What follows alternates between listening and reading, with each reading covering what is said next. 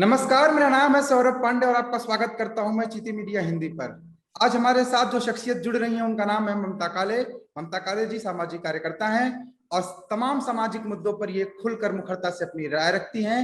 आपने इनको कई सारे न्यूज चैनल्स में तमाम विषयों पर अपने बातों को रखते देखा होगा। डिबेट्स में ये शामिल होती रही हैं और जाहिर सी बात हमारे चैनल पर भी इनके बहुत सारे प्रशंसक होंगे। तो ममता जी, बहुत बहुत स्वागत है आपका हमारे चैनल पर। Thank you very much Saurabh ji, बहुत बहुत धन्यवाद जी। सबसे पहले तो मैं ये जानना चाहूंगा कि आप कैसी हैं, स्वास्थ्य कैसा है आपका, कोविड के दौरान कैसी कट रही है जिंदगी? स्वास्थ्य भगवान की दया से और प्रिकॉशंस जो हमने लिए हैं उन सब की वजह से बहुत ठीक है। दोनों वैक्सीनेशंस लग चुके हैं, पूरे परिवार को लग चुके हैं, तो बहुत स्वस्थ हैं सारे लोग और साथ में ध्यान रख रहे हैं, कोविड गाइडलाइंस को फॉलो कर रहे हैं। तो कोविड अभी तक दूर ही है और आगे भी मुझे लगता है दूर ही रहेगा। जब तक हम कोविड को दूर रखना चाहेंगे दूर रहेगा, जब हम चाहेंगे कोविड आ जाए तो आ जाएगा। जहाँ वो कहते हैं ना, नजर हटी और दुर्घटना घटी, वही है कोविड के साथ। जी जी जी। आप उम्मीद लोग सब करते हैं ठीक कि हैं? सब ठीक रहे, किसी को कोई परेशानी ना हो और कोविड से सब स्वस्थ रहें। अब आगे हम बढ़ते हैं। ममता जी, इस वक्त किसान आंदोलन को लेकर के बड़ी चर्चाएं हो रही हैं। कहा जा रहा है कि वो 15 अगस्त को फिर से परमिशन मांगना चाह रहे हैं, फिर से वो रैली करना चाहते हैं, फिर से वो दिल्ली की सड़कों पर ट्रैक्टर दौड़ाना चाहते हैं। और राजनीति तब और ज्यादा गर्मा जाती है जब राहुल गांधी खुद ट्रैक्टर लेकर के संसद भवन की ओर निकल पड़ते हैं। क्या लगता है आपको, फिर से 26 जनवरी पार्ट 2 होगा? पता है क्या है सौरभ जी, मुझे ये लग रहा है कि पहली बात तो ये साफ हो जानी चाहिए कि ये जो लोग पिछले 7-8 महीने से दिल्ली को हॉस्टेज करके दिल्ली के सारे बॉर्डर्स में बैठे हुए, ये किसान नहीं है। भारत माता का सच्चा सपूत यानी कि किसान और जवान कभी भी भारत के विरोध में कोई हरकत नहीं कर सकता। सौरभ, ये देश जय जवान जय किसान का नारा सिर्फ लगाने वाला देश नहीं है, ये देश उस पर विश्वास करता है। ये लोग जो बैठे हैं, टिकैत, जडूनी, योगेंद्र यादव एंड गैंग, इनमें से कोई भी किसान नहीं है। ये सारे के सारे किसान नेता हैं, किसानों के नाम पर अपनी राजनीतिक रोटियां सेक रहे हैं, किसानों का दोहन कर रहे हैं और देश को बर्बाद करने की कोशिश कर रहे हैं। तो इनको किसान बुलाना, किसान आंदोलन बुलाना, मुझे लगता है किसानों के साथ बहुत बड़ा अन्याय है, देश के साथ बहुत बड़ा अन्याय है। अब जो बात आप कर रहे हैं, इन्होंने आजकल जंतर मंतर में ये बैठे हुए किसानों की इन्होंने संसद लगाई हुई है। कहते हैं हमने लाल जंतर मंतर में किसान की संसद लगाई हुई है। इनसे ये पूछिए कि पहले आप ये बताओ कि संसद के मायने क्या होते हैं, संसद करती क्या है, संसद क्या अराजकता फैलाती है, संसद क्या सड़कों पर आकर के बैठ जाती है। परंतु ये सारे लोगों को जिन्होंने बिठाया है या जिन विपक्ष की राजनीतिक पार्टीज ने इनको सपोर्ट दिया है, उनका ये स्वरूप रहा है, वो सड़कों में बैठते हैं। चाहे आप आम आदमी पार्टी अरविंद केजरीवाल को देख लो, वो जब भी मानते नहीं, मुख्यमंत्री होने के बावजूद अब तो सुधर गए, पिछले टेन्योर में वो जा जाकर के सड़कों में बैठ जाते थे। उसके अलावा आपने जिनका नाम लिया 51 वर्ष के युवा, अभी तक मतलब युवा, आप भी युवा नहीं होंगे उनके कांग्रेस और उनकी परिभाषा के हिसाब से। हिंदुस्तान के अंदर युवा होने की परिभाषा बदल गई है। 51 वर्ष का प्रौढ़ आदमी अब युवा हो गया। वो जब संसद छोड़ करके, मेंबर ऑफ पार्लियामेंट होने के बजाय संसद का मानसून सत्र छोड़ करके सड़कों पर अपना ट्रैक्टर दंदनाता हुआ निकल जाता है, तो फिर राकेश टिकैत एंड गैंग की हिम्मत बढ़ती है। उनको लगता है कि सड़कों पे अराजकता फैलाई जानी चाहिए। तो ये सारी चीजें इन्हीं से सिखाई जा रही हैं, इन्हीं का सपोर्ट है, खालिस्तानियों का पैसा आ रहा है और देश को एकदम बर्बाद और बदनाम करने की कोशिश की जा रही है। यही कोशिश इन्होंने 26 जनवरी के दिन की थी। आपने देखा, पूरे देश ने क्या पूरे विश्व ने देखा, हम सब लोग बहुत व्यथित थे, लोगों के आंखों में आंसू थे, मन में रोष और गुस्सा था कि किस प्रकार से इन अराजक तत्वों ने, इन नकली झूठे किसानों ने अपने राजनीतिक स्वार्थ सिद्धि के लिए विदेशी फंड को लेकर के पूरे लाल किले के अंदर तमाशा 26 जनवरी के दिन किया, हमारे गणतंत्र दिवस को शर्मसार किया, हमारे झंडे, हमारे तिरंगे को शर्मसार किया। वो तिरंगा स्वराज जिसके लिए हमारे देश के फौजी सरहदों पर खड़े होते हैं, या तो फहरा के आते हैं या उसमें लिपट करके आते हैं, उसकी इन्होंने इतनी अवहेलना करी। उसके बावजूद इनको कोई शर्म नहीं, इन्होंने कोई माफी नहीं मांगी। जाकर के गाजीपुर हो, टिकरी बॉर्डर हो, सारे बॉर्डर्स में जाकर के बैठ गए। आप कहते हैं हम 15 अगस्त को यही करेंगे, मतलब इन्होंने क्या समझ के रखा हुआ है? 26 जनवरी, 15 अगस्त जो हमारे लिए, देश के लिए महापर्व है, ये सिर्फ तिथियां नहीं है, उनकी ये मजाक बनाएंगे, उनपे ये तमाशा करेंगे, उनपे ये बदतमीजी करेंगे, उसके बाद फिर से परमिशन मांगेंगे। मेरा अगर व्यक्तिगत आप मत या राय पूछे तो मैं ये कहती हूँ, इनको इस तरीके की कोई भी परमिशन कभी भी नहीं मिलनी चाहिए, क्योंकि 26 जनवरी के दिन भी इन्होंने परमिशन मांगी थी। 30 मोर सेकंड इन्होंने परमिशन मांगी, राकेश टिकैत, योगेंद्र यादव, चडूनी और न जाने कौन कौन से लोग गए थे। उन्होंने बोला कि आप हमें रूट बता दीजिए, हम शालीनता से जाएंगे। सरकार अग्री कर गई, पुलिस ने रूट इनको बता दिया। उसके बाद ये सारे के सारे नेता तो हो गए गायब, जैसे गधे के सिर से सिंह होते हैं, और जनता मतलब जो लोग थे इनके जो खरीदे हुए गुंडे थे उनको अराजक छोड़ दिया और उसके बाद उन्होंने तमाशा कर दिया। पुलिस वालों के ऊपर तलवारें चलानी, पुलिस वालों के पीछे के ऊपर ट्रैक्टर चलाने शुरू कर दिए, मारकाट मचानी शुरू कर दी। तो ये तमाशा इस देश के अंदर नहीं देखा जाएगा, वो भी हमारे अन्नदाता जो हमारे सर माथे पर है उनके नाम पर। अगर अन्नदाताओं को कोई परेशानी होगी सौरभ, मैं पूरी जिम्मेदारी के साथ आपके कार्यक्रम के माध्यम से ये बोलना चाहती हूँ कि जिस दिन कोई भी सरकार मेरे अन्नदाता के साथ कुछ भी गलत करेगी, ममता पेन्यूली काले पहली इंसान होगी जो उनके साथ जाकर के बैठेगी। लेकिन इस वक्त की सरकार और आदरणीय नरेंद्र मोदी जी, भारतवर्ष के प्रधानमंत्री जी, ऐसा कुछ नहीं कर रहे हैं। ये जो 3 कानून पारित हुए हैं, इन कानूनों की पैरवी कांग्रेस ने करी थी, इन कानूनों की पैरवी शरद पवार जी जब इतने लंबे समय तक हिंदुस्तान के कृषि मंत्री थे उन्होंने करी थी। और आज जब ये कानून, ये जो प्रस्तावित थे वो कानून बन गया और किसानों का जीवन अच्छा हो रहा है, तो तमाशा कर रहे हैं झूठे मक्कार लोग। शर्म आनी चाहिए इनको। जी ममता जी, ये 26 जनवरी को तांडव जो हुआ था लाल किले के आसपास, वहां तो 15 अगस्त में वैसे भी प्रैक्टिकली भी पॉसिबल नहीं है, क्योंकि हाईली सिक्योर्ड एरिया होता है, वहां पे प्रधानमंत्री की भाषण, प्रधानमंत्री जी की स्पीच भी होती है, वहां पे ध्वजारोहण भी होता है। तो ऐसे में तो परमिशन और भी नहीं दी जा सकती इनको उस एरिया में घुसने की भी, किसी को भी। बिल्कुल, असल में क्या हो गया ना सर, आपने बिल्कुल सही बात बोली है कि वहां पर सिक्योरिटी होती है। 15 अगस्त के दिन सारा प्रधानमंत्री जी का राष्ट्र के नाम संदेश होता है, तमाम तरीके की चीजें, झलकियां होती हैं, परंतु इन लोगों को कोई फर्क नहीं पड़ता, क्योंकि 15 अगस्त आपके लिए, मेरे लिए, आपके जितने दर्शक हैं उनके लिए, हिंदुस्तान के प्रत्येक नागरिक के लिए 15 अगस्त महापर्व है, हमारा बहुत बड़ा दिन है। लेकिन इनके लिए नहीं है, इनके लिए अपनी स्वार्थ सिद्धि और अपनी राजनीति साधने का एक डेट है, एक तिथि और तमाशा करने का एक खेल है, और ये नहीं मानेंगे, इनको कोई फर्क नहीं पड़ता। अभी आपने जो नाम लिया राहुल बाबा का, राहुल गांधी ने क्या किया? राहुल गांधी ट्रैक्टर में बैठ करके निकल गया संसद की तरफ। पहली बात तो मैं एक साफ कर देना चाहती हूँ कि राहुल गांधी दूसरी बार ट्रैक्टर में बैठा, राहुल गांधी को यही सूट करता है और शोभा भी देता है, क्योंकि देश तो इनसे चल नहीं पाएगा, इनसे हो नहीं सकेगा, ट्रैक्टर ही चला लें, ये वही इनकी बस की बात है। ट्रैक्टर में भी बैठते हैं तो बकायदा वीवीआईपी गद्दी वद्दी लगा के बैठते हैं। आप बताइए, आपने कौन सा ऐसा किसान का ट्रैक्टर देखा है जो खेतों में हल लगाने जाए या खेत को जोतने जाए और ऐसी बिस्लरी की पानी की बॉटल्स हो और उसके बाद इतनी बढ़िया गद्दी लगे और किसान जा रहा है? मतलब मक्कार लोग ये, एक तरफ से आलू डाल के दूसरे तरफ से सोना निकालने वाला। और दूसरी बड़ी बात देखिए, राहुल गांधी वायनाड से सांसद हैं, इस वक्त मानसून सत्र चल रहा है, एक सांसद को कहाँ होना चाहिए सौरभ? संसद में नहीं होना चाहिए। लोकतंत्र का सबसे बड़ा मंदिर, जहां पे सांसदों के कंधों पर जिम्मेदारी है इस देश के लिए और इस देश की जनता के लिए वो कानून बनाना जिससे उनका भला हो सके, देश विकासशील से विकसित हो सके। वायनाड की जनता इनको देखती होगी तो क्या सोचती होगी, क्या मुसीबत पाल ली भाई, मतलब अमेठी बर्बाद करके यहाँ आ गए ये पप्पू महाराज, पर अब ये क्या कर रहे हैं? और सब जानते हैं, अगेन मैं यहाँ पर नियम की बात करूंगी, सब जानते हैं कि जब सत्र लागू हो रहा होता है तो संसद के चारों तरफ धारा 144 लगी हुई होती है, उसका उल्लंघन करके, उसको तोड़ के निकल लिए राहुल बाबा बैठ करके ट्रैक्टर में। और इनका लेफ्ट राइट जो है, जो इनको पता नहीं उल्टी सीधी सलाह देते हैं, रणदीप सुरजेवाला और हुड्डा सारे के सारे। और उसके बाद जब पुलिस ने रोका तो हिकड़ी बाहर निकल गई। तो इनका काम है, ये भारतवर्ष के कानून, विधान, संविधान किसी चीज को नहीं मानते हैं, ये सब कुछ तोड़ेंगे, ये सब कुछ तोड़ेंगे सौरभ। ये वो लोग हैं जिन्होंने भारतवर्ष को बर्बाद करने के लिए, तोड़ने के लिए, खंडित करने के लिए, इंटरनेशनल फोरम पे बर्बाद करने के लिए हमारे अन्नदाताओं का नाम लेकर के ग्रेटा थनबर्ग जैसी इतनी पिद्दी सी लड़की से टूल किट बनवाई।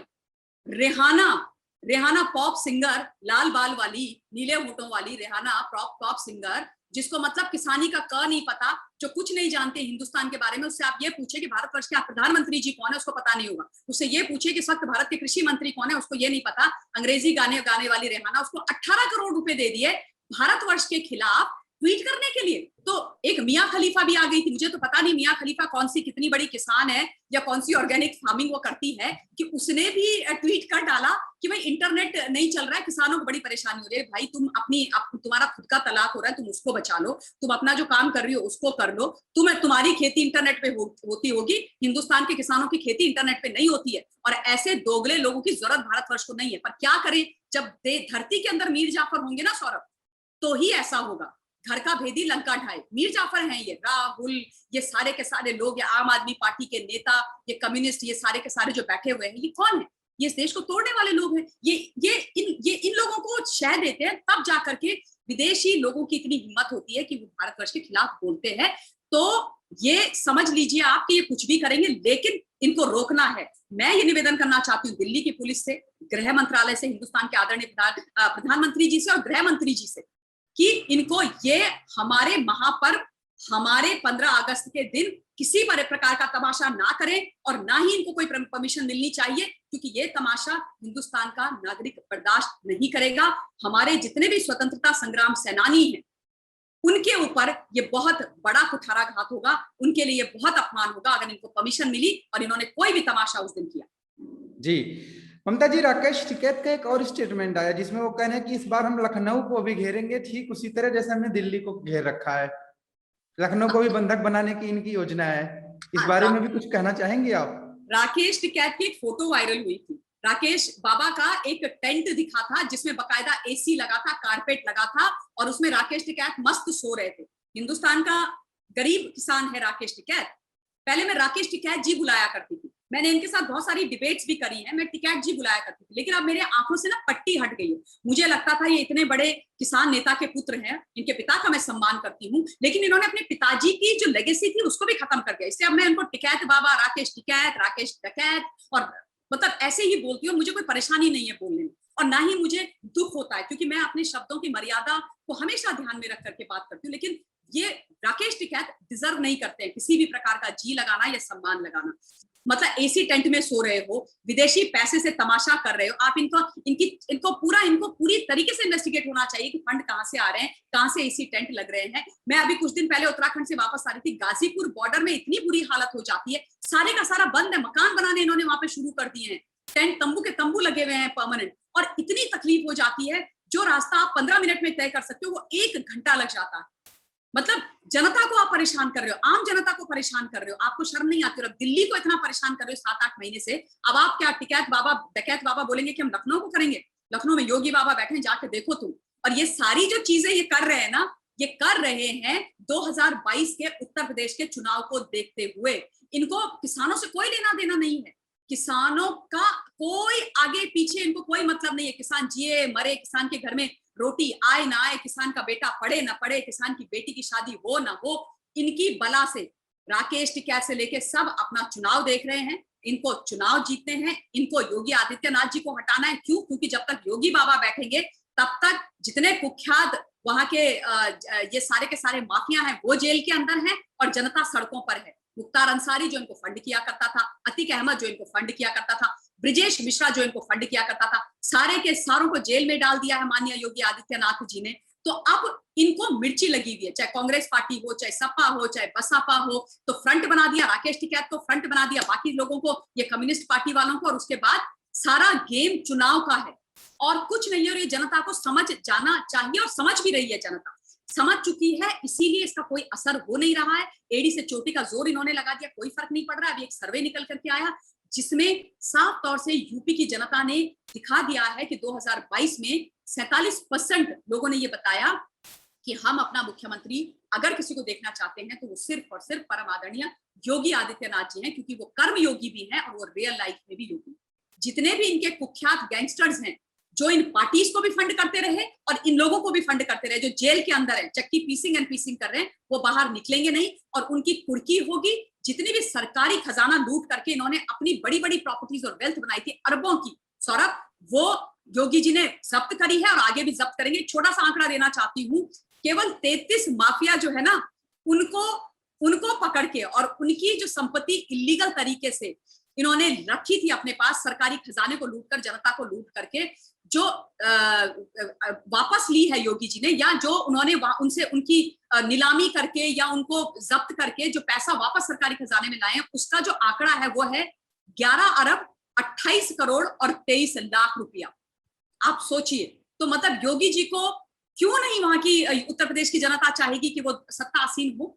मतलब जो मुख्तार अंसारी बेटियों को अगवा करता था, जो मुख्तार अंसारी लोगों की जमीनों को अपने नाम पर करवा देता था, जो अतीक अहमद लोगों की जमीन और घरों में घुस के उनके अपने नाम पे उनकी जमीन जायदाद करवा देता था, जो मुख्तार अंसारी जेल में रह करके सारे सरकारी ठेके जो बाहर निकलते थे उनको ले लेता था, कौन सी आम जनता चाहेगी? सौरभ बताइए मुझे कि वो बाहर निकले या उसकी कुर्की ना हो।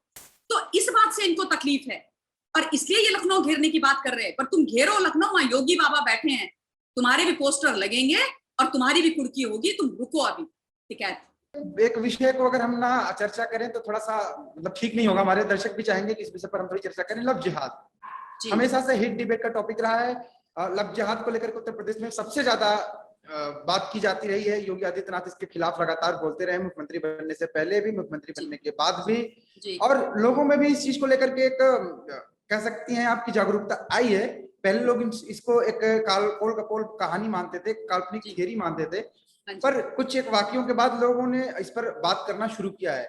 मैं जानना चाहूंगा ममता काले का क्या विचार है लव जिहाद को लेकर के, और लव जिहाद पे जो कानून आए हैं उसको कितना ये सही मानती हैं, और इसका किस तरीके से उन्मूलन किया जा सकता है हमेशा के लिए।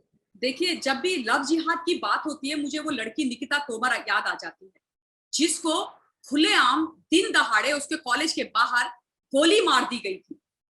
2 लड़के गए, वो मुस्लिम लड़का, उसका मैं नाम भूल रही हूँ, वो और उसके दोस्त बाहर वेट कर रहे थे। निकिता जब अपने कॉलेज से बाहर निकली, आप लोगों ने उसका सीसीटीवी फुटेज सबने देखा, पूरे हिंदुस्तान ने देखा, उस बच्ची को गोली मार दी गई और दिन दहाड़े उसको खत्म कर दिया गया।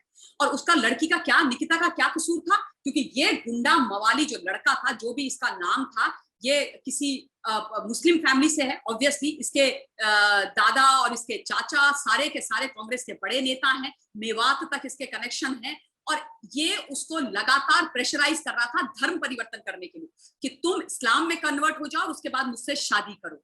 तो निकिता इस बात को बिल्कुल नहीं मानी थी। निकिता को उससे कोई शादी नहीं करनी थी, धर्म परिवर्तन करने का तो कोई प्रश्न ही नहीं था। ये गुंडा, ये मवाली अपनी पॉलिटिकल उसके हिसाब से उसको लगातार धमका रहा था, कह रहा था तुम्हें तो इस्लाम में कन्वर्ट मैं करवा के छोड़ूंगा, तुम देखो, तुम चाहो या ना चाहो। एक बार पंचायत ने इनके परिवारों का समझौता कराया, इसने माफी मांगी और उसके बावजूद उसने उसको मारा। तो जिस दिन मैंने वो केस देखा था, मैं गई थी उसके घर के बाहर, मैंने लाइव किया था वहां से, क्योंकि मुझे ऐसा लगा कि ये लड़का मुझे भी मिल जाए ना, तो मैं इसको बोलूं कि तुम्हें शर्म नहीं आती है, या इसके परिवार को शर्म नहीं आती है, या इस पूरी कम्युनिटी को शर्म नहीं आती है कि जब ऐसा कोई करे तो उसको सजा मिलनी चाहिए। तो जब आप ऐसे केसेस देखते हो लव जिहाद पे, तो क्या उस पर कानून नहीं बनना चाहिए? क्या उस पर बात नहीं की जानी चाहिए? क्या ऐसे लोगों को एकदम खुले गुंडों की तरह सड़कों पर छोड़ देना चाहिए कि 20-20 साल की बच्चियों को तुम खुलेआम सड़कों पर गोली मार दो, और उसके बाद ये बोला जाए कि नहीं लव जिहाद पे कानून क्यों बन रहा है? साहब, हमारा तो कानून हमें ये स्वतंत्रता देता है। कानून किसी का जबरदस्ती धर्म परिवर्तन करवाने की स्वतंत्रता देता है? मुझे दिखा दो कहां पे लिखा है, हमारे संविधान में कहां पे लिखा है कि जबरदस्ती गन पॉइंट पे मार काट करके आप किसी के धर्म को परिवर्तन कराओ, किसी का रिलीजियस कन्वर्जन कराओ? कहीं नहीं लिखा है। कहां आपने ये लिखा है कि अगर आप किसी से प्यार करते हो तो पहले उसका धर्म परिवर्तन कराओ, उससे विवाह करो? अरे भैया, अगर तुम्हें किसी से इतना ही सच्चा प्यार है तो किसी को किसी भी धर्म को मानने दो ना, हिंदू माने, सिख माने, ईसाई माने, तुम करो उससे विवाह। लेकिन ये है लव जिहाद, ताकि डेमोग्राफी बदली जाए और तमाशा किया जाए इस देश के अंदर। ये रोहिंग्या भी कर रहे हैं, और सोची समझी चाल के तहत कुछ जो समाज इस्लामिक धर्म के ठेकेदार इस देश में बने हुए वो कर रहे हैं। मैं ये नहीं बोलूंगी कि हर कोई इस्लाम में गलत है, मुसलमान समाज में गलत है, नहीं, ऐसा बिल्कुल नहीं। लेकिन जो नेता और जो ठेकेदार है ना, ओवैसी जैसे 15 करोड़ और 100 करोड़ की बात करने वाले, जो बोलते हैं कि हमें 1 घंटे के लिए पुलिस दे दो पूरे भारतवर्ष की, हम 15 करोड़ हिंदुस्तान के 100 करोड़ पर भारी पड़ेंगे। इन लोगों की जवाबदेही तय होनी चाहिए, और ये हैं वो लोग जो इस तरीके के किस्से कराते हैं। तो डेफिनेटली इस लव जिहाद का जो कानून है वो बहुत स्ट्रिक्ट होना चाहिए, और लव जिहाद पर कड़ी से कड़ी सजा लोगों को होनी चाहिए। जिसने निकिता तोमर को गोली मारी उसको फांसी की सजा होनी चाहिए, उससे कम कुछ नहीं होनी चाहिए। जी ममता जी, पिछले वर्ष जून में एक दुर्भाग्यपूर्ण घटना हुई, सुशांत सिंह राजपूत के मामले की मैं बात कर रहा हूँ। पूरे देश ने देखा, पूरा देश उद्वेलित भी था, पूरा देश दुख में भी था, और सबने अपने अपनी तरीके से सुशांत सिंह राजपूत के मौत के पीछे का जो सच है उसको सामने लाने के लिए, उसको उजागर करने के लिए प्रयत्न भी किए। आप भी उनमें से एक हैं जिन्होंने उस मुद्दे को बहुत करीब से देखा। सभी टीवी डिबेट्स में लगातार आप जाती रही, इस मुद्दे को उठाती रही, परंतु अभी मैं जानना चाहूंगा कि वर्तमान में उसकी क्या स्थिति है। सुशांत सिंह को न्याय दिलाने की जो एक मुहिम छेड़ी गई थी आप लोगों के द्वारा, वो कहां तक पहुंची है? और दर्शक भी उम्मीद करता हूँ भूले नहीं होंगे, हालांकि ऐसा कहा जाता है भारतीयों की स्मृति बहुत अल्प समय की होती है, परंतु मैं उम्मीद करता हूँ कि अभी भी उन्हें याद होंगे, और वो जानने के लिए उत्सुक भी होंगे कि आखिर सुशांत सिंह राजपूत, उनके चहेते एक्टर, उनकी मृत्यु का जो भी जांच पड़ताल चल रही थी, कहां तक पहुंचा है। जी, सौरभ जी, आपने बिल्कुल सही बात बोला कि मैं उनमें से एक हूँ और हमेशा रहूंगी। सुशांत सिंह राजपूत की जब रहस्यमयी मृत्यु हुई थी उसके बाद मैंने अपना फर्स्ट इंटरव्यू 3-4 दिन के अंदर दे डाला था, बिकॉज मैं पूरी तरीके से कन्विंस थी, पूरा अपना होमवर्क करने के बाद, इस केस को स्टडी करने के बाद, कि सुशांत सिंह राजपूत ने आत्महत्या नहीं करी है, उसकी रहस्यमयी मौत हुई है। और आज भी मैं अपने उस स्टैंड पे 1 साल पूर्ण होने के बाद, दूसरा साल आरंभ होने के बाद वहीं पर टिकी हुई कि सुशांत सिंह राजपूत ने आत्महत्या नहीं करी। जहां तक इस केस का सवाल है, देखिए एक बात मैं लगातार बोलती रही हूँ कि हम तमाम लोगों ने सीबीआई की जांच मांगी थी। हमने सीबीआई की जांच कब मांगी और क्यों मांगी? जब ये देखा कि मुंबई की पुलिस बहुत ही गलत तरीके से इस केस को हैंडल कर रही है। पूर्व हो गए जो गृह मंत्री अनिल देशमुख और पूर्व हो गए जो सीपी परमवीर सिंह, मतलब ऐसे फासिस्ट लोग और ऐसी फासिस्ट सरकार इस देश के अंदर चल रही है, महाराष्ट्र में और वेस्ट बंगाल में, कि मुझे दुख होता है कि जनता के साथ इतना दुर्व्यवहार ये लोग कर कैसे रख सकते हैं गद्दी में और कुर्सी में बैठ करके। उस वक्त अनिल देशमुख ने 15 मिनट में बाहर आके ये बोला कि सुशांत सिंह राजपूत ने आत्महत्या कर दी। क्यों भैया, आपके क्या कोई तीसरा नेत्र लगा हुआ है? सुशांत सिंह राजपूत ने आपको फोन करके बताया था कि sir I am going to commit suicide and once I I am dead, आप बाहर जाकर के लोगों को बता दीजिएगा कि मैंने सुसाइड कमिट करी। यहाँ पर इन्होंने झूठ बोला। उसके बाद इन्होंने 60 दिन तक, परमवीर सिंह ने जो पूर्व हो गया है उसने 60 दिन तक सुशांत सिंह राजपूत, ए लिस्टर, इनका टैक्स पेयर महाराष्ट्र का होनहार लड़का, एक युवा की इतनी रहस्यमय मृत्यु हो जाती है और मुंबई की पुलिस और परमवीर सिंह और सचिन वाजे उस केस में एफआईआर नहीं करते हैं 60 दिन तक, इंक्वेस्ट इंक्वायरी करते हैं। मैं बहुत साल से मैं काम कर रही हूँ, लेकिन मैंने आज तक इतनी लंबी इंक्वेस्ट इंक्वायरी भारतवर्ष के अंदर देखी नहीं है। इंक्वेस्ट इंक्वायरी ज्यादा से ज्यादा 1 हफ्ता और बहुत लंबा हुआ तो 2 हफ्ते में रैप अप होकर के उसको मैजिस्ट्रेट को रिपोर्ट दे दी जाती है। और ऐसे केस में आपने एफआईआर नहीं करी, जब पूरी जनता बोलती रही, पूरा परिवार बोलता रहा। तो उसके बाद जब लगा कि कुछ गलत है, फिशी है, ये किसको बचाने की कोशिश कर रहे हैं, क्या कहानी चल रही है, जनता ने सीबीआई की जांच मांगी। सीबीआई को एक्चुअली केस तब हुआ जब उनके पिताजी ने 40 दिन के बाद एफआईआर करी पटना में, तो पटना की सरकार मानी, सेंट्रल गवर्नमेंट मांगी सीबीआई, लेकिन उन दिनों में मैं आज भी पूरी जिम्मेदारी के साथ ये बोल रही हूँ कि इंक्वेस्ट इंक्वायरी के नाम पर सारे एविडेंस ध्वस्त किए गए और इसलिए न्याय मिलने में इतना लंबा समय मिल रहा है। वो घर जहां पर सुशांत सिंह राजपूत की मृत्यु हुई उसको व्हाइट वॉश करके हैंडओवर कर दिया गया लैंडलॉर्ड को। आप सोचिए, वो तो सबसे क्रूशियल पीस ऑफ एविडेंस था, उसको उठा करके दे दिया गया। तो अभी भी वो लड़ाई जारी है, असंभव नहीं, मुश्किल रहा है लेकिन असंभव नहीं है। और मैं एक चीज और कहना चाहती हूँ कि इस केस में नार्कोटिक्स का डेफिनेटली लेना देना है, इसलिए एनसीबी और सीबीआई काम कर रही है। एनसीबी बहुत अच्छा काम कर रही है, मिस्टर समीर वानखेड़े की टीम बहुत अच्छा काम कर रही है, लगातार धरपकड़ हो रही है और एक बहुत लंबी चौड़ी 11,000 पेज की चार्जशीट भी भरी गई है, जिसमें रिया, उनके ब्रदर और बाकी लोग अक्यूज्ड हैं, चार्जशीटेड हैं। तो मैं आपको बोल रही हूँ कि सुशांत को न्याय मिलेगा, लेकिन चौंकाने वाले हमारे सामने फैक्ट्स आएंगे सुशांत की मृत्यु के, और इसमें नार्कोटिक्स का 100% इन्वॉल्वमेंट है इस केस में। जी चलिए, उम्मीद करते हैं ममता जी की सुशांत सिंह राजपूत के जो भी चाहने वाले हैं, उनके जितने भी फैंस हैं, उनके परिवार, उनके रिश्तेदार, वो सब इस आस को लगाए बैठे हैं कि उनको एक दिन न्याय मिलेगा। और आप जैसी जो भी सामाजिक कार्यकर्ता जिन्होंने मुहिम को छेड़ा, जिन्होंने सुशांत को न्याय दिलाने की एक नेतृत्व किया है, उम्मीद करते हैं आप लोगों को भी खुशखबरी जल्द से जल्द मिले और सुशांत को न्याय मिले। हम सब यही चाहते हैं। फिलहाल इस वार्तालाप को यहीं पे हम समाप्त करते हैं, ये सेगमेंट यहीं पे हमारा समाप्त होगा। और दर्शकों से हमारा निवेदन है कि ममता काले जी से आपको बातचीत कैसी लगी कमेंट बॉक्स में जरूर बताएं, हमारे चैनल को सब्सक्राइब करें और इस वीडियो को ज्यादा से ज्यादा शेयर करें, ताकि इन मुद्दों पर, जिन मुद्दों पर ममता जी ने हमसे बातचीत की, जो लोग भी जानकारी लेना चाहते हैं, अपडेट होना चाहते हैं, जागरूक होना चाहते हैं, वो हो सके, क्योंकि ममता जी ने बहुत ही महत्वपूर्ण जानकारी हमसे साझा की है और ये बहुत ही महत्वपूर्ण विषय है, तो आप इसको शेयर करें। बाकी ममता जी, आपका बहुत बहुत धन्यवाद, आप हमारे चैनल पर आई हैं, आपने हमसे अपना समय दिया। बहुत धन्यवाद, मुझे बहुत अच्छा लगा। और दर्शकों से निवेदन कि आपको आपके चैनल को जरूर सब्सक्राइब करें। Thank you very much. Namaste. Please remember to subscribe to us and switch on the notifications for this channel. For our other social media links, more content and to support our work, please visit citti.net. Dhanyavad. Namaskar.